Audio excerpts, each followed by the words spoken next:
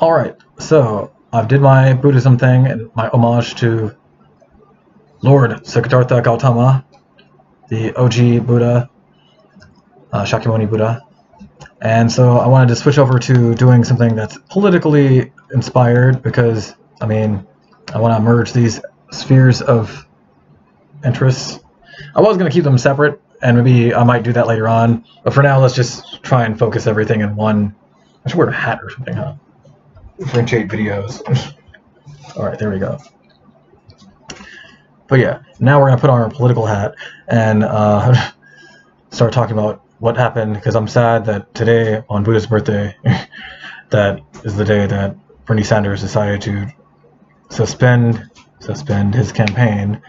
I know a lot of you are also feeling that way, and I feel like we need to take this moment where we're all stuck online to commiserate and come up with new strategies and work together and talk about what the fuck is going on. So yeah, now I'm gonna start cursing because now we're not in Buddhism mode. I'm in political mode, and there's lots of things to curse about in political mode.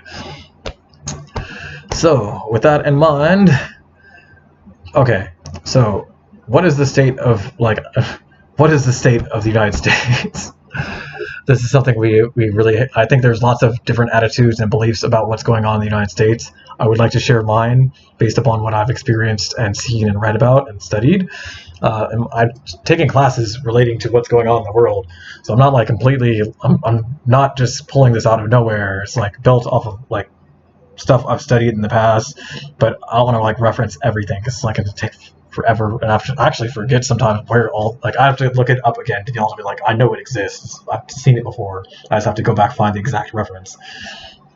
So with that in mind, I'm with you. I'm upset about Sanders' being out right now, and now it seems like progressive people, which are the people who most want the world not to be on fire and most want humanity to be compassionate and caring and want to make sure we use all these resources in an efficient manner that goes to help the majority of humanity and nature. But there's also people who unfortunately have a lot of power, and there's not as many of them, but they exist. And so I'm going to distill this a little bit into being generalizations are dangerous territory, but they're useful tools sometimes. And in this case, I would say, and I'm working on writing about this, is we have essentially in the United States more of an invasion of oligarchy once again, and it's more so than probably has been the case in a long, long time, maybe more so than ever, because we have Donald Trump in office. Donald Trump is an oligarch. He's not a conventional Republican, even though Republicans have kind of aligned themselves with oligarchs over time, and some of them have been oligarchs. So have Democrats, though, unfortunately. But the type of oligarch that a Republican is versus the type of oligarch that some of the Democratic National Committee represents are different kinds of oligarch, and they're kind of rivals, which is something I thought was almost amusing. Some of this is dark and sad and depressing, but it's also kind of funny in a very dark way. And so what I'm saying here is GOP, after the impeachment proceedings, right? I'm convinced that they're not just mainstream plutocrats, right? Plutocrats are basically oligarchs via they want rule of specifically, because oligarchs are basically ruled by elite, right? And GOP Republicans are basically stealing power, and they're using their knowledge of the system to manipulate it in ways that would not have been acceptable even 10 years ago, but they're acceptable now, and it's getting made more and more the case. And they're also engaged in active voter suppression, which is also not cool in a democracy. And these things all intertwine. I want to write about them at length and make this more of a coherent and structured thing. But let's look at it all right. The United States has had a mixed economy for a long time, right? And it's a democratic republic. That means we for at least for the highest offices and whatnot, for president, we form little collections of people and elect people to elect people, more or less. That's what the Electoral College is, right? We have delegates, and they go vote in response based upon the people who voted below them. It's a little bit convoluted, and honestly, the Electoral College has a history that's full of BS. It had technically two legitimate reasons for existing. One, it was supposed to prevent like a despot or a terrible person from becoming powerful if all else failed. Hypothetically, that was one of the reasons it was supposed to exist.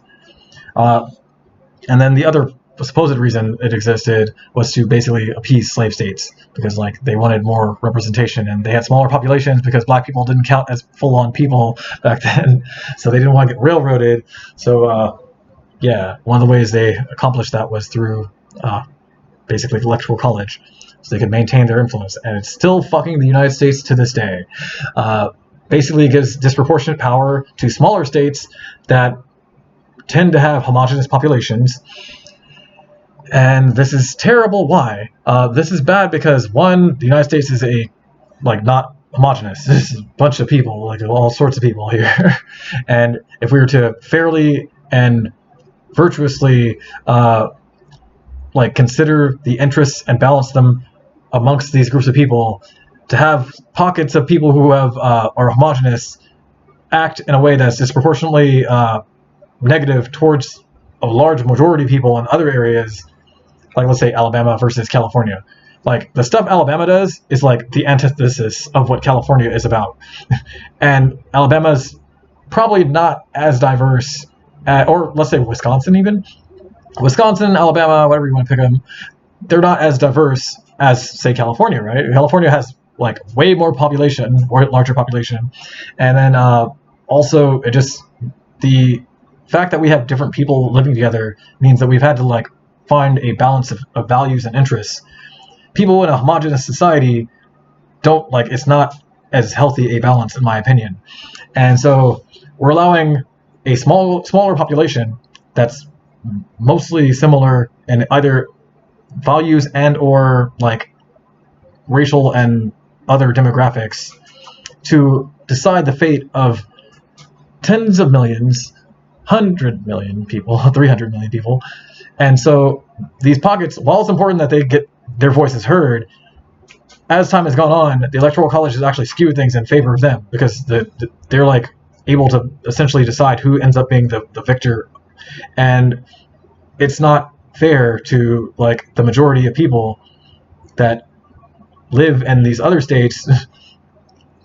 And yeah, it becomes like an absurd sort of power relationship. And that's something I've always tried to explore and see things through the lens of, is power relationships.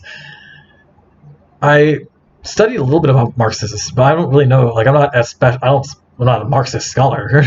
But I've talked to some people who are Marxist scholars, thankfully, and I've had like a lot of classes that have touched on Marxism and their values and whatnot. And a lot of people have talked about it being economic thing, but to me, it's always been actually not merely economic, but like power oriented. It's about like kind of actually achieving power like balances. And unfortunately, capitalism, which is the economic system that the United States favors, though it is not a purely capitalist nation, is becoming slowly more and more like toxically capitalist. We're a mixed economy, but that's because we have regulations. If we remove regulations, it will just be pure capitalism, and pure capitalism it's like child labor and like no breaks. It's like they can do whatever they want to you, and you just have to take it. So that's what the CEOs and a lot of people who are in power, and the Donald Trumps of the United States and the world, love that shit, because they were like, it's basically slavery. It's like indentured servitude. It's like just shy of being slavery. But I digress. So yeah, capitalism kind of is inherently built around an imbalance of power, and it uses like desperation essentially to power the entire network. So why do you go to your job? Because you have bills to pay and taxes, technically, although you have bills to pay, period. So your apartment is expensive, your car expensive, if you have kids, expensive. And not to mention that, but like if you get sick, expensive. bankruptcy expensive. And that's why I'm especially disheartened by Bernie Sanders' departure, because we're going to have less of that, I fear. We won't have that on the national stage. And that's like one of the most important conversations to be having in politics right now. And I'm concerned that I'm going to be good right now. I'm not going to say anything negative about Biden like I want to, but I'm going to be cool right now, at least until the election's over. I'm going to try and be tame. But I don't feel like Biden is indicative of the values or the idea. Like, he's just, it's really hard not to say anything. I just don't feel like he represents those same kind of like perspectives on policies and the kind of steadfastness. He doesn't seem as consistent as Sanders. Sanders has been on pretty much the same page for like a long time, his entire life maybe. And then also the policies he's championing aren't really that as impressive. They're just like, they only seem like Biden's policies only seem like, especially, and this isn't insulting him technically, this is just being honest. But his policies only sound like impressive by juxtaposing him next to Donald Trump, who's like fucking the Antichrist, basically. So like, Trump is anybody who still supports Trump during this, after seeing the response from like his administration and he himself as president, you have a very warped and dark, like a terrible sense of leadership. Like, you're like out of touch. Unless you're an oligarch. At least if you're like a plutocrat or an oligarch or something, then it makes sense. So if like you're rich or something, then supporting Trump is technically, at least in short term, in your interests, even though it might destroy the country. But rich people don't tend to care about these things. And that goes back to something else that I've been kind of frustrated by, is that I had a friend who told me a story a long time ago that I think is a good parable to go by. They have an ancestor in ancient China who was essentially, this is what they told me, that was kind of like royalty or like an aristocrat, and they had so much money that their money and wealth kind of rivaled the emperor or like the king, the local person in charge. And so what did the local person do in charge was actually very wise.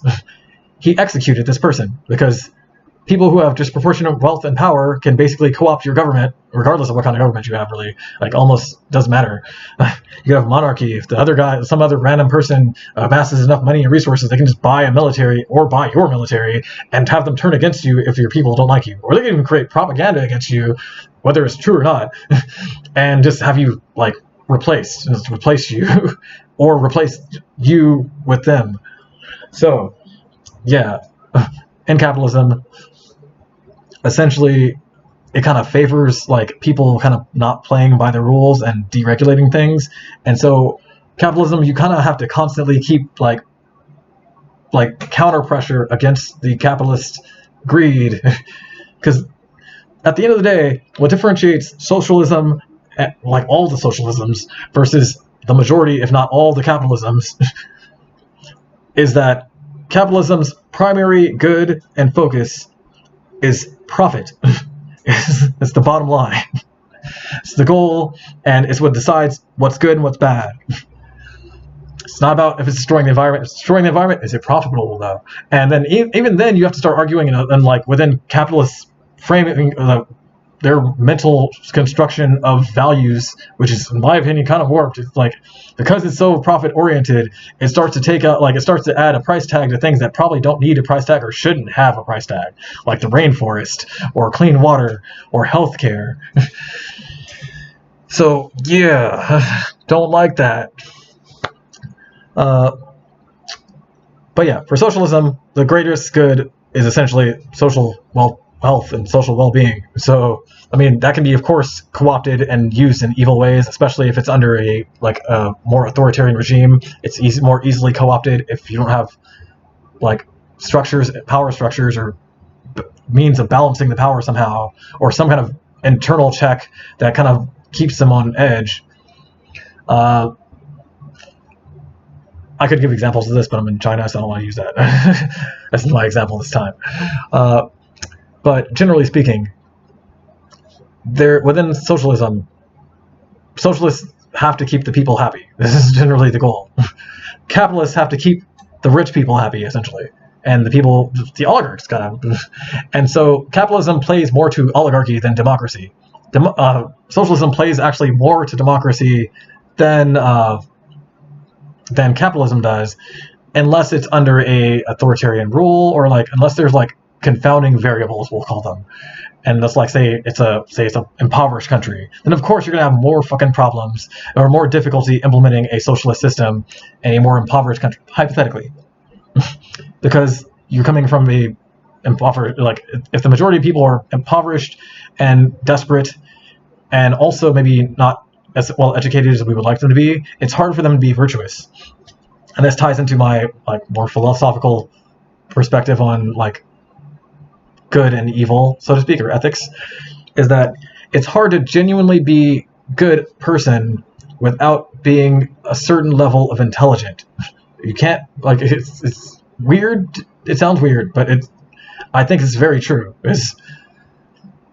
There are some people who are, like, unfortunately, grossly uninformed or anti-intellectual or just like ignorant that are inherently a threat to like everybody and themselves. Now, if this was like a conventional example, we use somebody who's like mentally unhinged in a way, or like a schizophrenic. Like you wouldn't ordinarily put a schizophrenic person. I'm not trying to like stigmatize anybody who has mental health issues. I feel you. Like my uncle's also schizophrenic, so I can understand. Like it doesn't invalidate your personhood. However, you do realize that it's an issue that has to be dealt with. Like just like somebody who has a tumor or something that's like going to kill them, if you don't control the what's the word for it? I would use the term. I think I'd like to use the Buddhist term. It's delusions. If you don't control the delusions within a mental health scenario where somebody has recurring underlying condition that's affecting their perception of the world in a drastically unhealthy way that is incongruent with reality, then you're going to have a disaster. It's going to be a catastrophe. It's going to follow. And it's not going to make anybody happy. It's like, if you have people who are incapable as ethical agents to an uninformed person cannot really know what is right. Let's put it like that's the easier way of putting it. Like they can maybe get lucky and choose what's right, but in most cases they won't know. It's the difference between knowing how to get somewhere and like being told by somebody at random somebody tells you where to go. Like you kind of know where to go, but you might get lost and might actually have been told the completely other wrong place. But if you know how to get where you're going, or you have a map, you'll find the place more than likely. And I think that's similar attitude when trying to like hit the target with ethics and being a decent person. Don't have to be like necessarily the like overachiever, great superhero person, but to reach even like baseline good, you kind of have a certain level of intelligence and insight and wisdom to be able to function and be a useful cog in society. And I say that I don't like using the term for that example, but that's the easiest way for me to put it. It's like for you to be of good utility to your society, it's important that you have a certain level of education, which is why education should not be a for-profit industry, by the way. But I digress.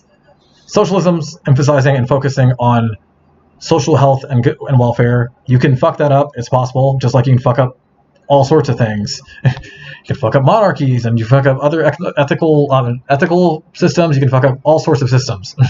But for all intents and purposes, capitalism is not even originally focused towards anything like positive outcomes. It's not focused towards like humanity or like seeing the environment protected.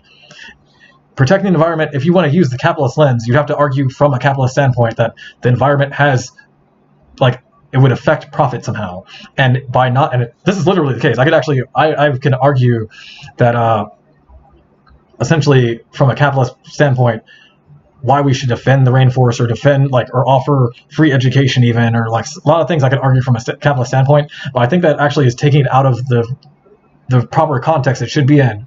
These things are like good. They shouldn't be good based upon them being profitable. These are just good things. These are necessary things. Education is a necessary thing. Healthcare is a necessary thing. Medicine is a necessary thing. Housing is a necessary thing. Fucking be able to put your money somewhere secure is a necessary thing. And so when we have these things privatized, especially when it's the only option, you have a serious problem in your hands coming along the way. And so I'm going to end this video around here. This is an introduction to like just some of my feelings about Sanders dropping out, and just like what some of these things mean in conjunction, to give it like, to flesh it out so you can understand why this is a tragedy and why you should care about politics, about everything like philosophy, and learn these things. I'm just going to do my best to offer the insight I can offer. So that's me for my political cap. But take it off now. I wanted to add, there's a lot of stuff I could talk for a while, but I'll save it for another video. Hopefully other people find value in this. I might just keep doing these because like, what the fuck else? I'm in a fucking pandemic and I'm on break right now. It's nice. So, and fortunately over here in China, they actually have shit under control, unlike the United States, which has the fucking selfish, evil leader, Donald Trump. So may Buddha have mercy on you. May you have mercy on you. Peace out.